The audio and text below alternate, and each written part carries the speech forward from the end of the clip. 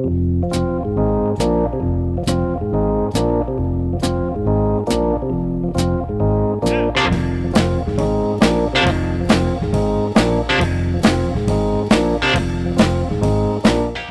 to the Two Blokes Chatting radio show on 94.7 The Pulse. Music, interviews, news and, well, Two Blokes Chatting. Now, here are the two blokes. I've been everywhere, man. We still haven't cracked it for somewhere that's actually in that song. It is Lucky Star and I've Been Everywhere. New Year's Eve 2007, Robert, there was a panicked-looking 16-year-old came to me and said, we don't have a co-host for tonight's program, can you come in with me? And that was it. Her name in those days was Lucy Butler. Lucy Zuidema, good morning to you.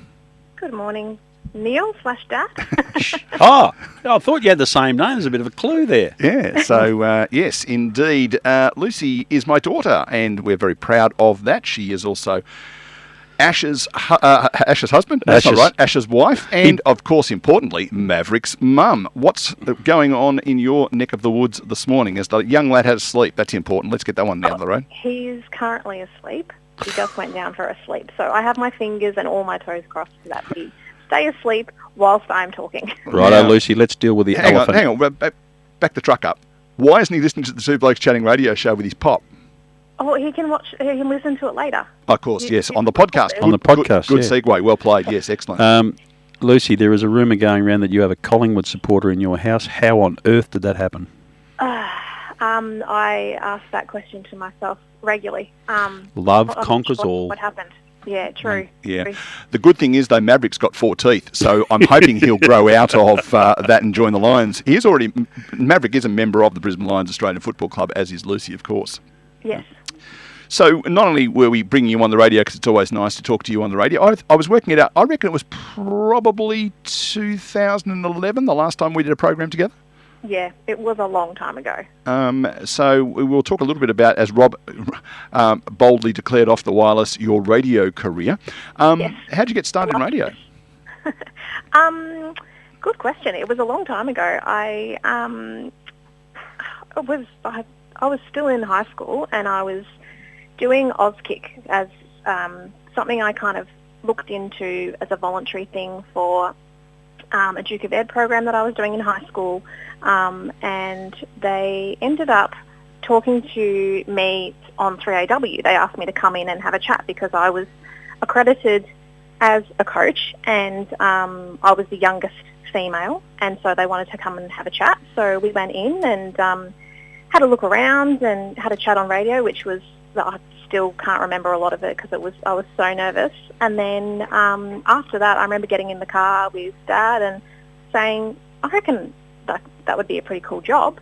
And so we ended up looking into voluntary places around some of the local broadcasting organisations, and then decided that I also would do in my later high school years vet broadcasting. So that's like a course that you do as part of your high school VCE.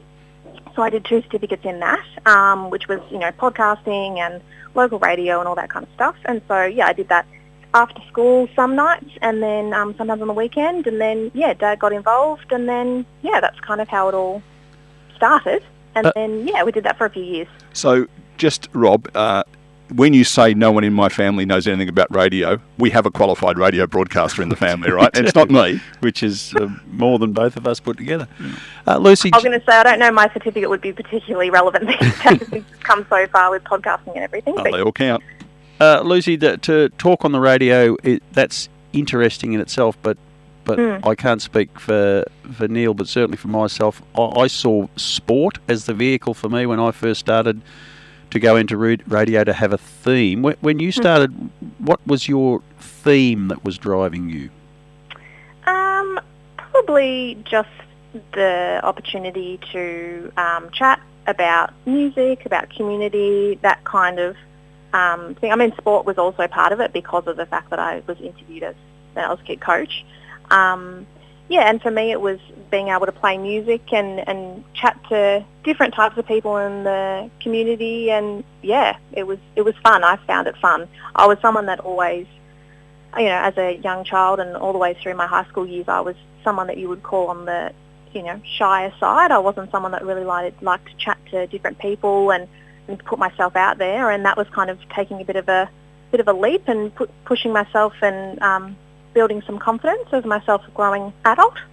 And so that's kind of where it went from there. And you got a buzz out of interviewing people, getting people's stories. That's one of the things that I really love about it. Yeah, and of course, as you said, getting to know people that you would never, bump into them on the street or talk to them about, their backstories, and it was quite a short, few years, but it was a lot of fun when I did it. I remember one night, I think we arranged for you to talk to Tommy Gleisner, who's now on Are You Paying Tom goes Attention? all right. And then the following week, we organised you to speak to the local member who opened the batting with, hi Lucy, I've just stepped out of having dinner with the United Nations ambassador to talk to you. And I thought we've made it to the big time when he's doing that on 94.1 3WBC up in Whitehorse, Burundara. So yes, that was a bit of fun. But so we get you on here to talk about Meeniyan. Where is Meeniyan? Because Rob's never heard of it and can't say it. I can't even say it. No. It's not not a place that lots of people know about. Meeniyan is probably, I was Google mapping it before. It's about 2 hours 50 Research. from Geelong. Yeah. Oh, I thought otherwise I'd come on here and I'd get stuck. Yeah. So you'd ask me questions and I'd be blanking out. But yes, so it's on the other side of the bay from Geelong, down towards Inverloch, Phillip Island, kind of down that way on the coast. We're a little bit further, probably about 20 minutes from the beach, in lots of directions. And Meeniyan, the slogan is the turning point, because you kind of are right in the middle of the gateway of lots of different areas. So you've got Wilson's Prom, you've got Walkville, you've got Inverloch, you've got Venus Bay, you've got Foster. There's lots and lots of towns around that have got lots of different attractions. And Meeniyan's kind of that point that you can stop today, but also continue on, seeing more of South Gippsland and further along. So all roads lead out of Meeniyan. Yes, very much so. So it would be fair to say that if you've been to Wilson's Prom from Melbourne, you've probably been to Meeniyan. Yes, definitely. You will have driven through it for sure. So, Lucy, the last couple of years, COVID has been very much part of our world. Has it actually hit your world, or is it like most places that are in the country? We talk about it, we're cautious about it, but we don't actually know anyone who's ever got it. Yeah, it has been down here, but only in like handfuls of people. So, less than 10 at a time. And so I know that my school, because I'm a primary school teacher, my school got shut down a few weeks back because there were a few kids that had it. They were all asymptomatic and everything like that. But there have been some cases, but it's definitely not, it's not something that has really affected the people personally, financially and business-wise and community-wise, definitely. Because I guess one of the things that is important to Meeniyan and its economy is that tourist market, in so much as you are relying on places like Inverloch and Phillip Island and places like that, where people will come across from there on their breaks and will fill in time in your little town. Yep, correct. Yep. So my recollection is a bit poor, because obviously I didn't spend a lot of time down there Sorry, we're just doing something on the studio here so that Rob can play if he needs to. He's gone to the other studio for his next program. When we were going down there 2 or 3 years ago, the town seems to have gone ahead rather than gone backwards in the world of COVID. Yeah, I think the actual pandemic and the lockdown itself made a lot of the businesses kind of rethink what was important to them and the kind of market that they were trying to encourage to come to. So there was a lot of time where we were, of course, not allowed to go down to our local cafes or whatever, but they actually did a lot of investing and renovating. And so now on the other side, when people come down, there's been some great changes and a lot more opportunity for people to come and stay and eat. And it's definitely, as awful as it is, and there's a lot of financial losses, I'm hoping now people can come down and there'll be lots of, boosting some of these local businesses and, get some nice people to come down and visit us. Lucy, if you were selling Meeniyan to a Meeniyan, what is the single best thing about the town that you live in? You'd say, come to Meeniyan and see that. Ooh, that's a good question. We're into good questions here. Yeah, hard-hitting journalism, that's what we're about, you know that.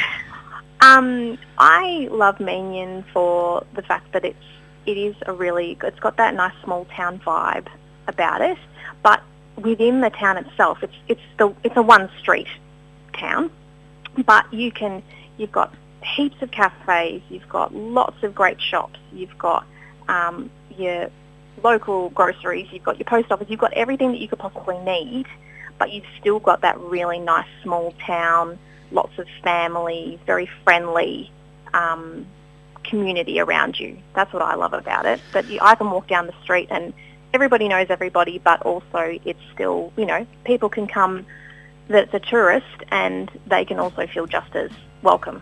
So if you were heading to Phillip Island, arrive at Meeniyan at 10 o'clock, look around, do some shopping, have lunch, look around again, and then leave about 2 to go to Phillip Island, then you'll have a lovely little 4-hour spot in a lovely little town. That's its selling point. Yes, it is. I like lovely. it. And highly developed small babies. That's the other thing that we've got one of, at least, we know. Babies that don't sleep. That's right. And mothers who tear their hair out. But that's okay. Hey, you can hear some music in the background. That means we're getting close to the end, so it's time to say goodbye to you, Lucy. And we will thank you for your time. And I suspect I'll talk to you later in the day. Yeah, no worries. Thanks for having me. Thank you, Lucy. Nice to meet you. Nice to meet you too. Is Lucy Zuidema from Meeniyan, and she has been our regional Roundup person. Rob?